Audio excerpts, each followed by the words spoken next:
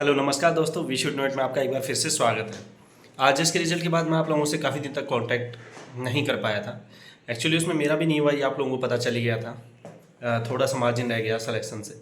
Interview में मेरे 18 marks थे इस बार, और कुछ बिल्कुल ज़रा सा ही मार्जिन है, 2-2.5 नंबर का। एनीवे उसकी बात नहीं करते हैं, क्योंकि मेरी तो अब हैबिट हो चुकी है। तीसरी बार आफ्टर इंटरव्यू में बाहर आया हूँ, है ना, सिलेक्शन से। No issue. आप लोगों को जिसको भी मेरी वीडियो से मदद मिली है वो थैंक्स ज़रूर कर दीजिएगा। एक कमेंट था, थर्ड रैंकर्स जो भी हैं, मैं नाम तो नहीं लूँगा, लेकिन बहुत सारे कमेंट मेरे पास मेंस के बाद आए हुए हैं आप लोगों के। तो अगर सिलेक्शन में आपको मेरी वीडियो से कोई भी मदद मिली है तो आप ज़रूर मुझे कमेंट ज़रूर कीजिएगा, ताकि मुझे पता चले कि मेरी वीडियोज़ आपके काम की हैं या नहीं।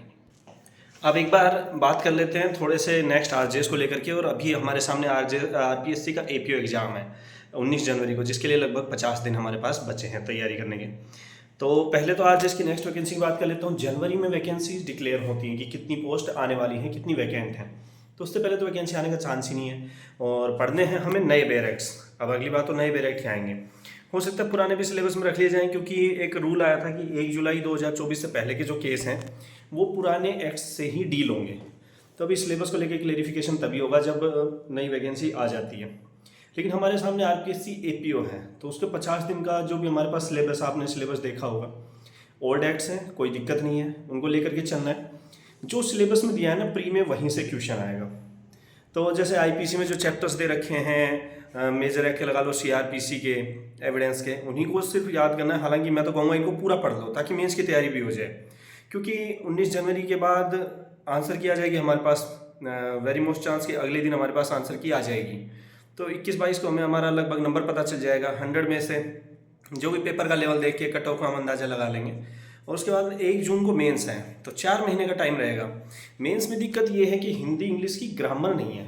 वहाँ पे हमारे पास थ्योरेटिकल हिंदी इंग्लिश आएगी, प्रिसाइज राइटिंग वगैरह, तो हिंदी इंग्लिश को भी हमें महीना भर देना पड़ सकता है वहाँ पे।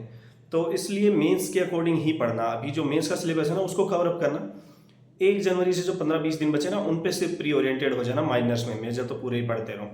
तो बस ये छोटा सा ही है प्लान तो प्री का। तो मुझे नहीं लगता प्री में तो कोई दिक्कत आएगी। ग्रामर को लेकर के जो जेएलओ की ग्रामर आती है ना, जेएलओ के लिए हम सब ने तैयार किया हुआ आरपीएससी जेएलओ में, उसी आप ग्रामर को तैयार कर लो।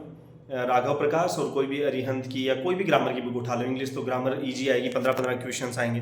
तो जो हिंदी मीडियम उनके लिए हिंदी में स्कोरिंग हो जाती है, इंग्लिश वालों के लिए इंग्लिश में एक सब्जेक्ट तैयार करना पड़ता है। तो एपीओ प्री में तो कोई दिक्कत मेरे ख्याल से आने वाली है नहीं। मेजर एक्ट भी, हाँ एक चीज़ है, जैसे आईपीसी जो है ना, एपीओ के प्रीवियस ईयर जब क्वेश्चन उठा के देखते हैं, तो एपीओ में आईपीसी से क्वेश्चन किस तरह से आते हैं कि क्या ये ट्राइबल बाय विच मजिस्ट्रेट या सेशन किसके द्वारा ट्राइबल है, कितनी इसमें सजा है और किस तरह की सजा है, यानी पनिशमेंट को लेकर के जो आरजेएस में क्वेश्चन नहीं पूछे जाते वो एपीओ में पूछे जाते हैं। अब एपीओ जॉब के प्लस पॉइंट क्या है मैं बताता हूँ। एपीओ पोस्ट आपके लिए बहुत ही बेटर रहेगी। मतलब बहुत बेटर है, मतलब ये कि जो आप अगर जुडिशरी में भी जाना चाहते हो तो भी एपीओ बहुत बेटर है। क्योंकि एज एन एपीओ जब आप 7 साल निकाल लेंगे ना, तो आप एडीजे के लिए क्वालिफाइड हो जाएंगे, जो वकालत में होता है प्रैक्टिस के साथ। अब वकालत में तो क्या है, शुरुआत में हमारी वकालत नहीं भी चलती, साल 2 साल 4-5 साल तक नहीं चलती।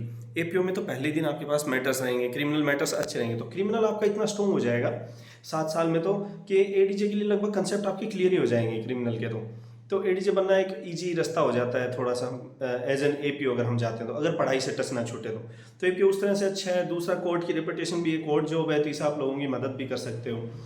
तो काफ़ी अच्छी चीज़ें हैं एपीओ के लिए। और 4200 ग्रेड की जॉब है, आफ्टर प्रोबेशन एक अच्छी सैलरी भी मिलती है ना। पुलिस के ऊपर पावर भी रहती है, आप पुलिस पे अपना अधिकार, मतलब उनकी ब्रीफ वगैरह जो भी आती है ना, वो सब आप ही उसको सही करते हैं, तो पुलिस के ऊपर आपका राइट भी चलता है थोड़ा बहुत। तो ये रही एपीओ के प्लस पॉइंट, एडवांटेज और तैयारी का तरीका। हाँ, मेंस की स्ट्रेटजी थोड़ी सी अलग रहेगी, क्योंकि राइट डाउन भी करना पड़ेगा। आरपीएससी के पिछले जो डिस्क्रिप्टिव पेपर हुए हैं उनको देखें, क्योंकि हमारा लॉ का आज तक का कोई डिस्क्रिप्टिव आरपीएससी ने लिया नहीं है। 2010 से पहले आरजेएस लिया करती थी। तो आरपीएससी क्या करती थी, डायरेक्ट क्वेश्चन पुटअप होते हैं, जैसे बेल के क्या ग्राउंड है ये सब। तो यही लग रहा है कि मेंस में डायरेक्ट ही क्वेश्चन पुटअप होंगे माइनर से मेजर से। फिर भी एक बार प्री को देख लेते हैं, फिर मेंस की स्ट्रेटजी उसके बाद बनेगी। अब 50 दिन आप टेस्ट सीरीज कहाँ से करें या कौन सी गाइड करें, तो उसका तो सीधा सा एक ही तरीका है, परीक्षा मंथन की गाइड उठा लो। लो फाइटर जो है AK सिंह वाली जो गाइड्स हैं वो भी अच्छी हैं, बट ऑब्जेक्टिव के लिए परीक्षा मंथन की ही गाइड आप पिकअप कर लो, और उससे बाहर मेरे अकॉर्डिंग कुछ नहीं जाना चाहिए। हाँ, पनिशमेंट पे ध्यान जरूर देना आईपीसी में, और एविडेंस वगैरह तो ईजी है, ठीक है, माइनर हो जाएंगे। SC ST एक्साइज वगैरह जो भी हैं उनसे डायरेक्ट क्वेश्चन पुटअप हो जाएंगे। 70 क्वेश्चन आने हैं तो हमें भी पता है 30 से 35 तो कम से कम तीनों मेजर से आ जाएंगे, बचते हैं वही 30-35 बचते हैं। 8-9 माइनर है तो 1 से 3 या 4 सवाल तो मेन क्वेश्चन ही पुटअप होने हैं। अब एक बार फिर आज जिसकी बात करें तो मेरा इंटरव्यू चंद्रशेखर जी जो जज थे उनके पैनल में हुआ था और टफ इंटरव्यू था, कॉन्सेप्ट बेसिस गए थे। यानी अगर मैं सेक्शंस तक जाता हूँ, उनके प्रोविजन बताता हूँ तो उनके बाद उन्होंने कहा था इसके बिहाइंड में प्रोविजन क्या है, तो इसलिए मुझे थोड़ा सा मेरा इंटरव्यू टफ लगा था। मैंने प्रोविजन सारे वहाँ पे बताए थे, सेक्शन सारे बताए थे। आपने भी अगर किसी का चंद्रशेखर जी के बोर्ड में हुआ हो तो शायद सेम एक्सपीरियंस रहा होगा। सबसे पहले उन्होंने फेवरेट सब्जेक्ट पूछा तो बताया था क्रिमिनल एविडेंस, और क्वेश्चन स्टार्ट हो गए थे मुझसे TP पे, कॉन्स्टिट्यूशन पे, सिविल पे, CPC पे एंड उस पर पब्लिक PIL पे और रिप्रेजेंटेटिव सूट पे डिफरेंस पूछ लिए गए। जितने आते थे उतने बताए, बट जो रीजन बताया ना उसके पीछे आप कंसेप्ट क्लियर करो। तो 18 मार्क्स, हालांकि आप ये कह सकते हो 18 कम भी हैं, इंटरव्यू में तो कम ही है, जो तीसरी बार इंटरव्यू दे तो उसके तो कम ही है। बट जैसा मेरा इस बार इंटरव्यू आता मुझे लगा नहीं था 18 भी मिलेंगे, क्योंकि कंसेप्ट वाइज डीप कंसेप्ट था उनका, तो इतना तो मुझे नहीं पता था। खैर ये रहा जैसे, उसके बाद मेरे घर में कोई ट्रेजेडी हो गई थी तो मैं इतने दिन आपके सामने आ नहीं सका था। कोशिश करूँगा आप रेगुलर आपकी मदद करने की। APOP का यही है, अगर कुछ चेंज वेन वगैरह होता है तो आगे देखते हैं। हाँ, एक चीज़ का आप ध्यान रखना, एग्जाम फॉर्म जो भरे गए हैं लगभग 53,000 फॉर्म भरे गए थे, और उसमें से मुझे लग रहा है 8 से 10,000 विड्रॉल हो जाएंगे, क्योंकि फाइनल ईयर अपीयरिंग ने जो भरा था ना उनका कह दिया गया है कि फॉर्म की लास्ट डेट तक अगर आपकी डिग्री पूरी थी तो ही आप दे पाओगे। सबको लग रहा था एग्जाम तक होनी चाहिए, तो 10,000 विड्रॉल हो जाएंगे। 40,000 में से 35,000 कम से कम एग्जाम देंगे। ये मत सोचना कि बच्चे भी नहीं आएंगे। तो कंपटीशन बहुत टफ रहने वाला है। बहुत अच्छी जॉब है, इसको सीरियस लेके चलना, फ्यूचर में भी काम आएगी। अच्छी जॉब है, पावर की जॉब है, रेपुटेशन की जॉब है और आपके करियर में ग्रोथ की जॉब है।